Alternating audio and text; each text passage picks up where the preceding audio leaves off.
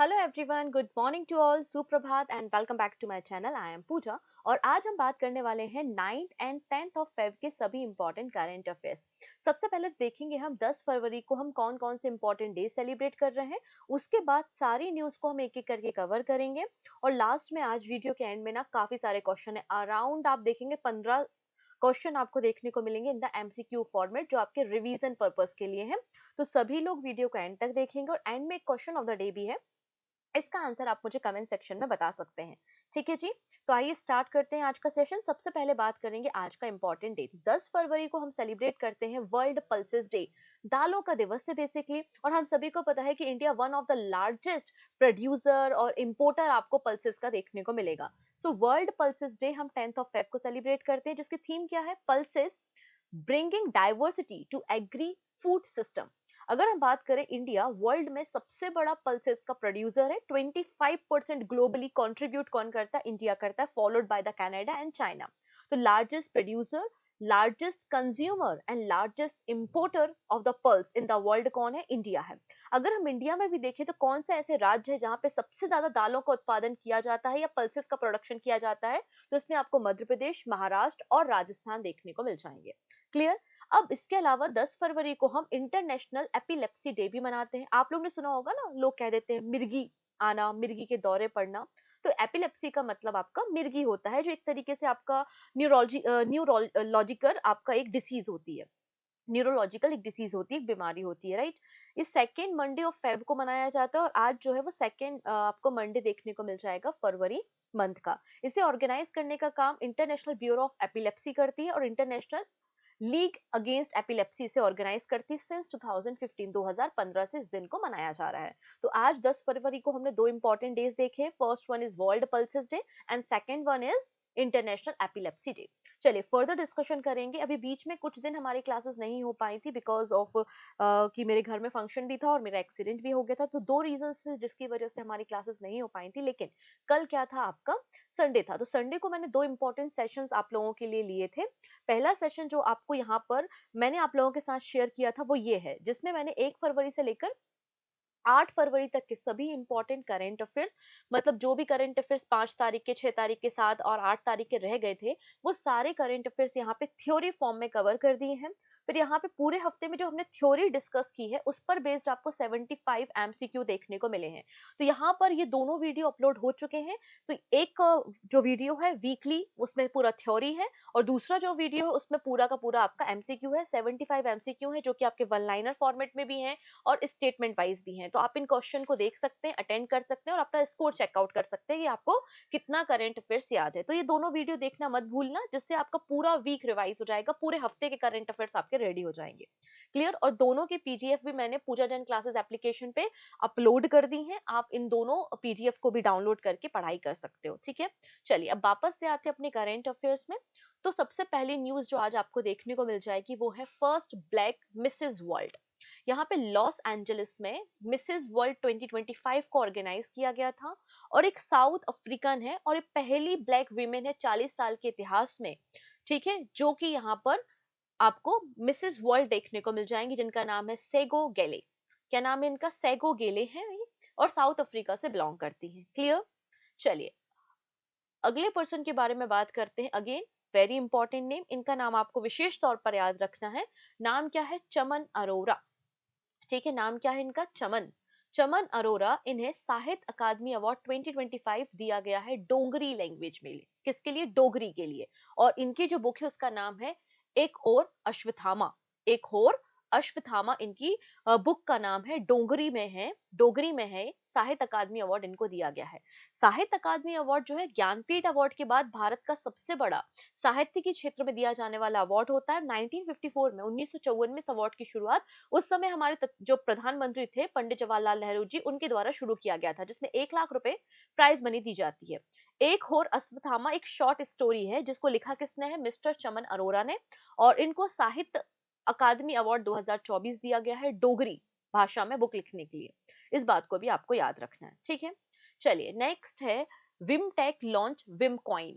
जैसे कि आप लोगों ने जियो की अपनी जियो कॉइन इन्होंने लॉन्च की है, एक करेंसी लॉन्च करने की बात कर रहे हैं, वैसे यहाँ पे Birla institute of management technology Birla institute of management technology greater Noida में विम कॉइन को लॉन्च किया है, जो कि एक ब्लॉक टेक्नोलॉजी पर बेस्ड डिजिटल करेंसी आपको देखने को मिल जाएगी। तो कैंपस के अंदर ही ट्रांजेक्शन्स करने के लिए विम कॉइन को लॉन्च किया गया है, जो कि आपका ब्लॉक चेन टेक्नोलॉजी पर बेस्ड है, सिक्योर है, ट्रांसपेरेंट है और इंस्टेंट आपके ट्रांजेक्शन्स देखने को मिलते हैं। और ये आपका पहला बिजनेस स्कूल बन गया है जिसने इस तरीके की टेक्नोलॉजी को इंट्रोड्यूस किया है, फॉलोइंग आईआईटी मद्रास। क्लियर है? तो आपको याद रखना है, विमटेक ने लॉन्च किया है विमकॉइन। और विमटेक क्या है? Birla institute of management technology है, जो कि ग्रेटर नोएडा में है। और विमकॉइन क्या है? एक ब्लॉक चेन टेक्नोलॉजी बेस्ड आपकी एक करेंसी है, जो कैंपस ट्रांजेक्शन के लिए डिजिटली इसे लॉन्च किया गया है। नेक्स्ट बात करेंगे स्ट्राइकर इन्फेंट्री कॉम्बैट व्हीकल के बारे में। देखिए, अभी यहाँ पे ऐसा बताया जा रहा है कि प्राइम मिनिस्टर मोदी विजिट करने जाएंगे वॉशिंगटन डीसी, और ऐसी उम्मीद है कई सारी डिफेंस डील पे साइन किया जाना है। उनमें से एक जो डिफेंस डील आपको पाइपलाइन में देखने को मिलेगी, जो फोकस डील आपको देखने को मिलेगी, वो है स्ट्राइकर इन्फेंट्री कॉम्बैट व्हीकल। ये आपको स्ट्राइकर देखने को मिल जाएगा, ये 8 व्हील वाला। यहाँ पे आप देखेंगे 4 व्हील यहाँ पर है, चार व्हील जो है वो अपोजिट साइड पे है। तो 8 व्हील ड्राइव कॉम्बैट व्हीकल आपको देखने को मिलेगा। फिलहाल यूएस आर्मी इसको इस्तेमाल करती है, और इसे यहाँ पे ज्वाइंटली डेवलप किसने किया है? General dynamic land system Canada और general dynamic land system division USA ने मिलकर इसे तैयार किया है। और ऐसा बोला जा रहा है इसके लिए इंडियन गवर्नमेंट डील साइन करेगा और इसको इंडियन आर्मी में भी इंडक्ट करेगा। ये काफी ज्यादा स्पीडी होता है, फ्लेक्सिबल होता है, स्पेशली अर्बन वॉरफेयर के लिए अभी यूएसए इसे इस्तेमाल करता है। ये 2 पर्सन क्रू आपको देखने को मिल जाएगा। 483 किलोमीटर इसकी रेंज आपको मिल जाएगी। Approximately speed 100 kilometre per hour की है, और इसलिए इसको आसानी से C-17 और C-130 एयरक्राफ्ट की मदद से आपको ट्रांसपोर्ट भी किया जा सकता है। ठीक है, चलिए अगली और बहुत इंपॉर्टेंट कहानी को आपको समझना है। कुछ इंपॉर्टेंट हाइलाइट्स मैं आपको बताने वाली हूँ इंडिया के मर्चेंटाइज और सर्विसेज एक्सपोर्ट के बारे में। तो इंडिया का जो एक्सपोर्ट है अभी तक का हिस्टोरिक हाई, मतलब अभी तक का सबसे हाई एक्सपोर्ट भारत में देखने को मिला है 23-24 में। तो अगर आपसे पूछा जाए 2023-24 में भारत का एक्सपोर्ट कितना है, तो आंसर हो जाएगा $778.21 बिलियन है।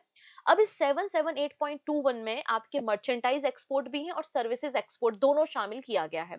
ठीक है, इस बात को याद रखना है। मर्चेंटाइज एक्सपोर्ट कितना है आपका? $437 बिलियन है। वहीं सर्विस एक्सपोर्ट आपको $341 बिलियन देखने को मिलेगा। यहाँ पर अगर आप पीआईबी का डेटा देखते हैं और कंपैरिजन किया गया है 2013-14 से 2023-24 में, तो लगभग 67% का इंक्रीमेंट देखा गया है इंडिया के एक्सपोर्ट में। और 2023-24 में इंडिया का एक्सपोर्ट $778.21 बिलियन का देखने को मिल जाएगा। और हमारा जो सबसे बड़ा एक्सपोर्टर है, हम अपने गुड्स को, अपनी सर्विसेज को जो सबसे ज्यादा एक्सपोर्ट करते हैं, एक्सपोर्ट डेस्टिनेशन क्या है? वो अमेरिका है। हमारे टोटल एक्सपोर्ट का 17.91% कहाँ पर जाता है? आंसर हो जाएगा अमेरिका में। अमेरिका के बाद टॉप डेस्टिनेशन कौन कौन सी है? आंसर हो जाएगा यूएई, नीदरलैंड एंड चाइना आपको देखने को मिल जाएगा। Is that clear? नाउ बात करते हैं मोबाइल फोन एक्सपोर्ट के बारे में। तो भारत का जो मोबाइल फोन एक्सपोर्ट है वो $15.6 बिलियन का आपको देखने को मिल जाएगा 2023-24 में। और इंडिया वर्ल्ड में सेकंड नंबर पे आता है मोबाइल फोन के प्रोडक्शन में आफ्टर द चाइना। क्लियर है? और mobile phone is the fourth largest export commodity. चौथे नंबर पे सबसे अधिक मात्रा में भारत से कोई चीज एक्सपोर्ट की जाती है तो वो मोबाइल फोन है। यूएसए लार्जेस्ट बायर आपको मोबाइल फोन का देखने को मिल जाएगा, उसके बाद यूएई और नीदरलैंड है। नाउ बात करते हैं फार्मा के बारे में। फार्मास्यूटिकल एक्सपोर्ट 2023-24 में कितना रहा है? तो फार्मा इंडस्ट्री से हमारा जो एक्सपोर्ट हुआ है 2023-24 में, वो $27.85 बिलियन का आपको देखने को मिल जाएगा। और इंडिया थर्ड लार्जेस्ट प्रोड्यूसर है ड्रग्स का एंड फार्मास्यूटिकल्स का। और यहाँ पे अगर हम फार्मा के लिए टॉप 5 डेस्टिनेशंस के बारे में बात करें, जहां पे हम अपनी दवाइयों को, अपने अप्लायंसेस को एक्सपोर्ट करते हैं, तो वो USA, Belgium, south Africa, UK और ब्राजील आपको देखने को मिल जाएगा। ना बात करते हैं इंजीनियरिंग गुड्स के बारे में। तो इंजीनियरिंग गुड्स का जो एक्सपोर्ट है वो $62.26 बिलियन आपको देखने को मिल जाएगा। और अगेन जो एक्सपोर्ट डेस्टिनेशन है वो यूएसए, यूएई है। एग्रीकल्चर एक्सपोर्ट हमारे देश का $22.70 बिलियन रहा है 2023-24 में। फॉरेन ट्रेडिंग पॉलिसी के बारे में बात की गई है कि फॉरेन ट्रेडिंग पॉलिसी को 1 अप्रैल 2023 में इंप्लीमेंट किया गया था।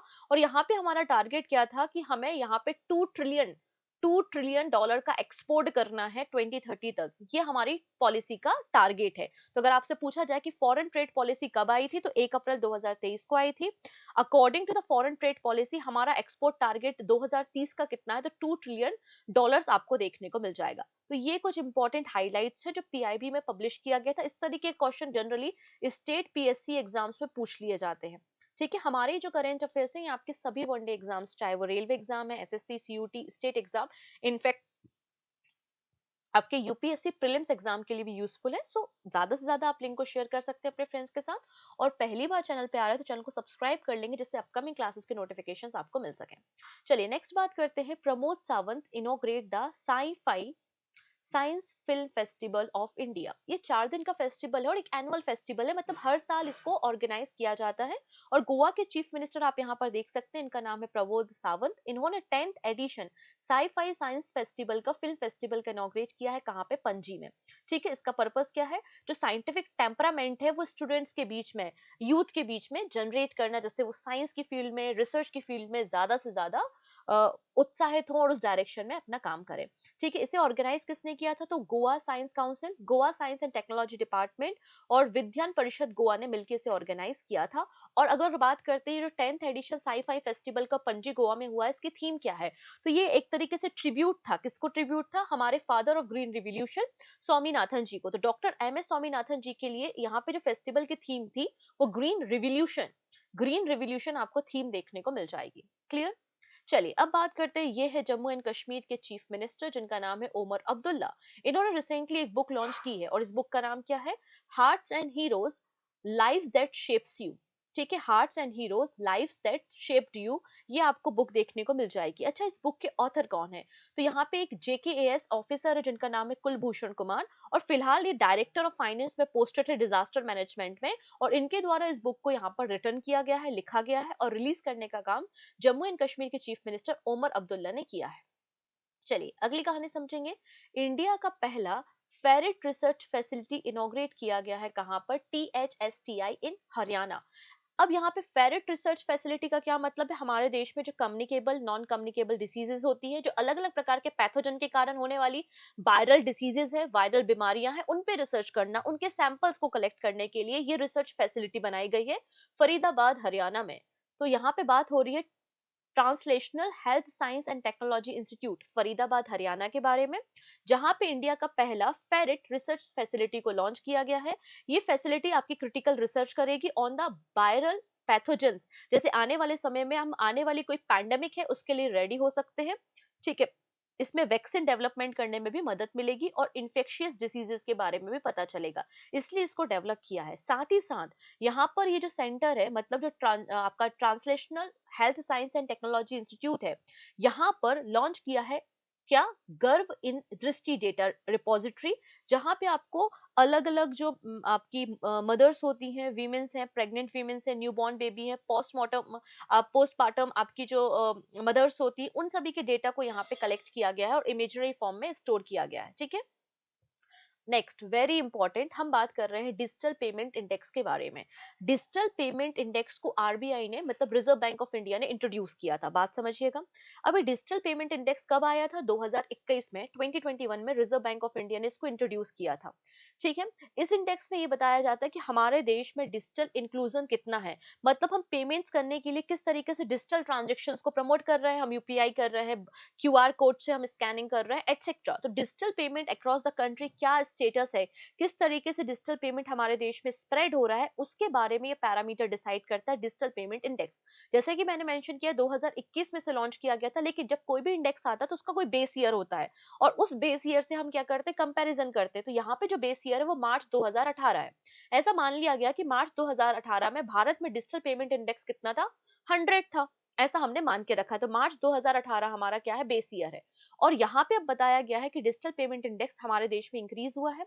मार्च 2024 में हमारे देश में 445.5 डिजिटल पेमेंट इंडेक्स था, बट सितंबर में ये 465.33 आपको देखने को मिल जाएगा। मतलब इसका ये मतलब है कि हम रैपिडली अडॉप्ट कर रहे हैं digital payment across the country. अब ये जो इंडेक्स है 5 ब्रॉड कैटेगरी में 5 पैरामीटर को मेजर करके पब्लिश किया जाता है, जो बताता है कि हमारे देश में डिजिटल पेमेंट का पेनिट्रेशन ओवर द कंट्री क्या है। ये 5 पैरामीटर्स कौन कौन से हैं? Payment enablers, payment infrastructure demand side factor, payment infrastructure supply side factor, payment performer and consumer centricity. ठीक है, ये 5 पैरामीटर्स आपको देखने को मिल जाएंगे। चलिए, फर्दर हम डिस्कशन करेंगे, लेकिन उसके पहले एक बार क्विक रिवाइज करेंगे कि हमने 5 से लेकर 8 फरवरी के बीच में क्या-क्या करंट अफेयर्स मैंने आपके साथ शेयर किए हैं। तो सबसे पहले तो मैंने बात की थी हमारे स्किल इंडिया प्रोग्राम के बारे में, जिसको 2015 में लॉन्च किया गया था और स्किल इंडिया प्रोग्राम को 2026 तक के लिए एक्सटेंड किया गया है। तो यहाँ पे जो बजट आउटले है वो 8,800 करोड़ रुपए है। फिर इंटरनेशनल बिग कैट अलायंस के लिए एक ट्रिटी ऑर्गेनाइजेशन को सेटअप करने की बात की गई है और अभी तक 27 कंट्रीज है जिन्होंने इंटरनेशनल बिग कैट अलायंस को रेटिफाई किया है। इंडिया का पहला white tiger breeding centre Madhya Pradesh के रीवा में स्टैब्लिश किया जा रहा है। गुजरात ने एक पैनल बनाया है जिसको हेड कर रही है रंजना रंजना देसाई, जो कि आपका यूनिफॉर्म सिविल कोड को ड्राफ्ट किया जाएगा। इंडिया का पहला एआई यूनिवर्सिटी महाराष्ट्र में सेटअप किया जाएगा। फिर वाटरशेड यात्रा कहाँ पर हो रही है? ये यात्रा मध्य प्रदेश में आपको स्टार्ट की गई है और 805 प्रोजेक्ट्स को 26 स्टेट्स में कवर करेगी। अब यहाँ पे आरबीआई की मॉनेटरी पॉलिसी कमेटी की मीटिंग हुई थी, जिसमें रेपो रेट को 0.25 से कट करके 6.25% कर दिया गया है। पहले ये 6.5% था। अगर हम बात करें इंटरनेशनल न्यूज के बारे में, तो यहाँ पे डोनाल्ड ट्रंप की बात हो रही है। इन्होंने United Nation Human Right commission से विड्रॉ कर लिया है और अर्जेंटीना ने भी डब्ल्यूएचओ, देखो अमेरिका ने कुछ समय पहले डब्ल्यूएचओ से विड्रॉ किया था, उसके बाद अर्जेंटीना ने भी डब्ल्यूएचओ से विड्रॉ कर लिया है। फिर यूके पहली कंट्री बन चुका है जिसने एक तरीके से जो एआई जनरेटेड चाइल्ड अब्यूज या सेक्सुअल अब्यूज कंटेंट होते हैं उनको एक क्राइम डिक्लेयर किया है। नेक्स्ट बात हो रही थी बार्ट डे वीवर के बारे में। तो बार्ट डे वीवर जो है वो बेल्जियम के नए प्राइम मिनिस्टर बन चुके हैं। और पहला जो रायसीना मिडिल ईस्ट कॉन्फ्रेंस हो रही है उसमें चीफ गेस्ट कौन है? आंसर हो जाएगा एक्सटर्नल अफेयर मिनिस्टर जयशंकर जी। फिर यहाँ पे बात हो रही है कि इंडिया एम क्या कर रहा है। देखो इंडिया का भी जो लॉजिस्टिक परफॉर्मेंस इंडेक्स है वो 38 है आउट ऑफ 139 कंट्रीज।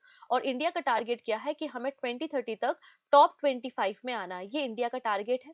फिर गवर्नमेंट ने 10 नए एग्रीकल्चर कमोडिटीज को ई नाम पोर्टल में इंगेज किया है या ई नाम प्लेटफॉर्म पे लिस्ट किया है और टोटल नंबर ऑफ जो कमोडिटीज है ई नाम पोर्टल पे वो 231 आपको देखने को मिल जाएंगी।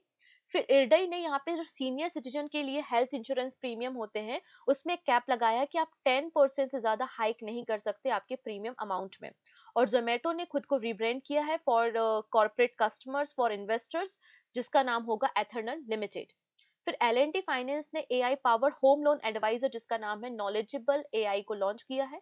इंडियन आर्मी ने पार्टनरशिप की है आईआईटी गुवाहाटी के साथ और दोनों मिलकर बैम्बू बेस्ड बंकर को तैयार करेंगे for specially for high altitude areas. India और मालदीव के बीच में 13th edition of Ekuverin military exercise आपको देखने को मिल जाएगी। 2009 से एक्सरसाइज हो रही है और रोटेशन बेसिस पे होती है, एक बार मालदीव्स में होती है और एक बार इंडिया में होती है।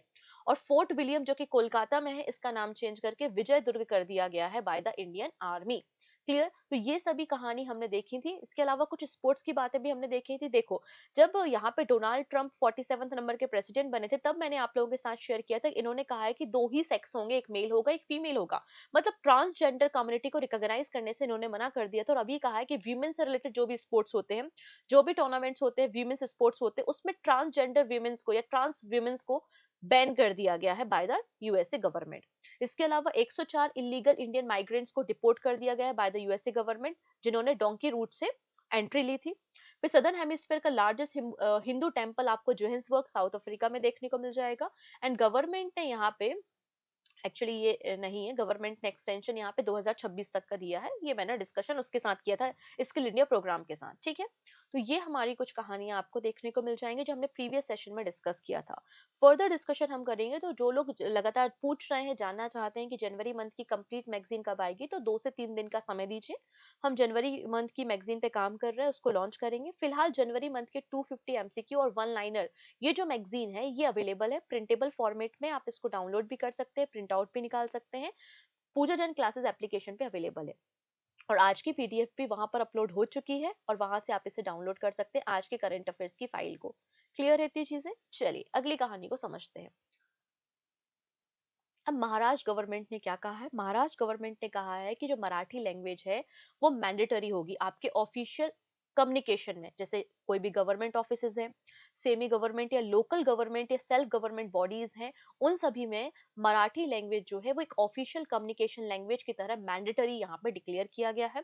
Marathi language policy approve in 2025। ठीक है, और यहाँ पे पब्लिक अफेयर्स में मराठी लैंग्वेज के यूज के बारे में बात की गई है।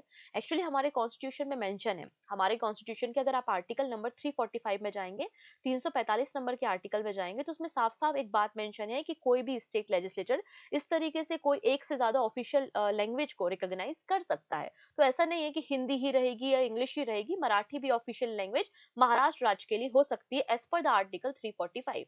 तो मराठी भाषा को मराठी ऑफिशियल लैंग्वेज डिक्लेयर किया है by the Maharashtra legislative assembly for all the official purposes, all the official communication across the government and semi government and as well as local self government bodies.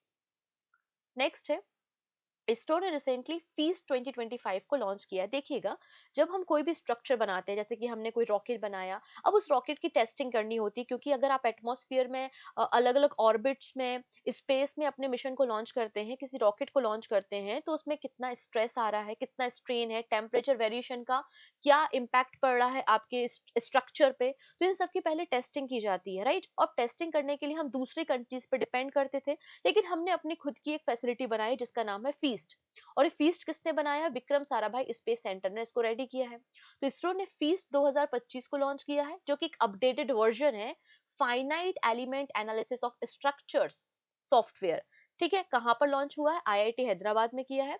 इसको डेवलप इसरो के Vikram Sarabhai space centre ने किया है। इसे design इसलिए किया गया है क्योंकि ये प्रिडिक्ट कर सकता है कि कैसे हमारे जो स्ट्रक्चर्स है वो रियल वर्ल्ड में फोर्स, मतलब आपके जो स्ट्रेस है, स्ट्रेन है या टेम्परेचर वेरिएशन के साथ डील करते हैं। क्लियर। नेक्स्ट है, वर्ल्ड का पहला कैंगरू एम्ब्रॉय क्रिएट किया गया है बाय द आईबीएफ। आईबीएफ का मतलब इन विट्रो फर्टिलाइजेशन होता है। तो पहली बार कैंगरू का, ठीक है, यहाँ पे आईबीएफ से एक एम्ब्रॉय क्रिएट करने का काम किया है। किसने किया है? एक लीड रिसर्चर है जिनका नाम है एंड्रीज गैम्बिनी। ठीक है, जो कि कहाँ पर काम करते हैं? यूनिवर्सिटी ऑफ क्वींसलैंड में काम करते हैं। उन्होंने एक रिसर्च पेपर पब्लिश किया, एक जर्नल में पब्लिशन किया है, फर्टिलिटी एंड डेवलपमेंट।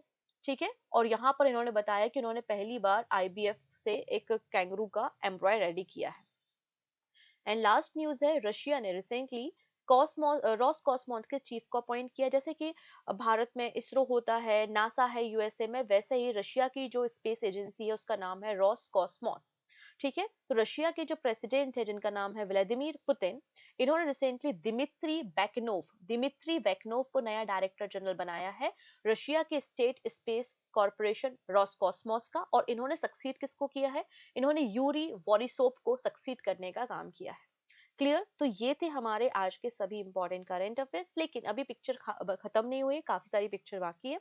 अब हम बात करेंगे बहुत सारे एमसीक्यू के बारे में। ठीक है, जैसे कि पहला एमसीक्यू क्या है, रिवीजन पर्पस के लिए है। ठीक है, 15 कुछ आपको एमसीक्यू यहाँ पे देखने को मिलने वाले हैं। सभी लोग रेडी है? सो स्टार्ट कर लें हम।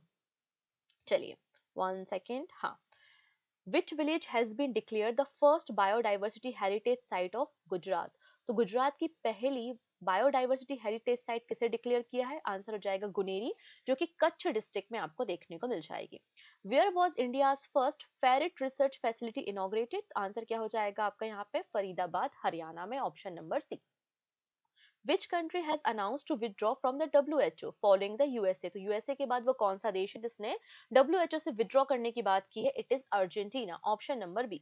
सूरजकुंड इंटरनेशनल क्राफ्ट फेयर कहाँ पर स्टार्ट हुआ है? तो ये फरीदाबाद में होता है, तो फरीदाबाद में ही स्टार्ट किया गया है। नेशनल कमीशन फॉर सफाई कर्मचारी एक्सटेंडेड, तो नेशनल कमीशन फॉर सफाई कर्मचारी को कब तक? 2028 तक के लिए एक्सटेंड किया है। ये 2025 में लैप्स हो रहा था, तो 3 सालों के लिए इसका एक्सटेंशन किया गया है। Which Indian city is home to Fort William? Fort William कहां पर है? आंसर हो जाएगा आपका कोलकाता में, जिसका नाम विजयदुर्ग किया गया है। Which country has develop Iskander M tactical ballistic missile? तो इस्कंदर कहाँ की मिसाइल है? तो इस्कंदर है रशिया की missile. What is Striker? Striker क्या है? तो एक आपका इन्फेंट्री कॉम्बैट व्हीकल आपको देखने को मिल जाएगा, option number B. Which company has launch the AI power home loan advisor काय? किसने किया है? एलएनटी ने किया है, option number A. Who became the first black women to win the Mrs. World title? Answer क्या हो जाएगा? Sego Gele, option number C. Under budget 25-26, what is the new credit guarantee cover for MSME under the CGTMSE scheme? तो यहाँ पर जो MSME को cover दिया जाता है उसको एक्सटेंड किया है, पहले 5 करोड़ था, इसको बढ़ाकर 10 करोड़ रुपए कर दिया है हमारे 2025-26 के बजट में। मैंने बजट पे सेपरेट वीडियो बनाया हुआ है, अगर आपने नहीं देखा तो आप उसको देख लीजिए, जहाँ पे बजट के सभी इंपॉर्टेंट हाइलाइट्स को मैंने कवर किया है। How much allocation has been made for the Center of Excellence in the Artificial Intelligence dedicated to education in Union Budget 25? तो यहाँ पर सेंटर ऑफ एक्सीलेंस बनाने के लिए कितना बजट अलॉटमेंट किया गया है? आंसर हो जाएगा आपका 500 करोड़ रुपीस। नेक्स्ट है, union finance minister Nirmala Sitharaman has announce extension of जल जीवन मिशन। बिल्कुल हमने अपने बजट में बात की थी कि जल जीवन मिशन को एक्सटेंड किया जा रहा है, जिसका पर्पस है 100% कवरेज, जिसके लिए 67,000 करोड़ रुपीस का आउटलेट है। Until which year has the जल जीवन मिशन बीन एक्सटेंडेड? तो कब तक के लिए एक्सटेंड किया है? 2028 तक के लिए एक्सटेंड हुआ है। Which initiative has government of India recently launched to improve the Hajj pilgrim experience? जो हज यात्री आते हैं उनके एक्सपीरियंस को और इनहांस करने के लिए कौन सा नया इनिशिएटिव गवर्नमेंट ने लॉन्च किया है? आंसर क्या हो जाएगा? हज सुविधा ऐप। ऑप्शन नंबर बी बिल्कुल करेक्ट है। What new tool has OpenAI launched in ChatGPT to provide detailed customized report? यहाँ पे देखिएगा कुछ समय पहले चाइना ने डीप सीक को लॉन्च किया था, तो डीप सीक को काउंटर करने के लिए एक तरीके से OpenAI ने एक नया चैट जीपीटी टूल लॉन्च किया है, जिसका नाम क्या है? Deep research. ठीक है, deep research is the right answer. Which language has the Maharashtra government made mandatory for all officials to speak in government and semi government offices? तो answer हो जाएगा मराठी भाषा। Who has been sworn as a new Prime Minister of Belgium? Answer हो जाएगा Bart de Wever. Option number C is the right answer. How much fund has been allocated for the nuclear energy mission in the budget 2025? तो nuclear energy mission के अंदर कितना budget allotment किया है, जिसके अंदर हम न्यूक्लियर रिएक्टर को एस्टैब्लिश करेंगे? आंसर हो जाएगा आपका 20,000 करोड़ रुपए। Option number C. The government will launch a modified version of Udan scheme, उड़े देश का आम नागरिक। अब यहाँ पे कितनी नई डेस्टिनेशन है उड़ान स्कीम के अंदर, जिनको 10 सालों के अंदर कनेक्ट किया जाएगा? तो यहाँ पे 120 न्यू डेस्टिनेशंस को आइडेंटिफाई किया गया है। ऑप्शन नंबर बी बिल्कुल करेक्ट है।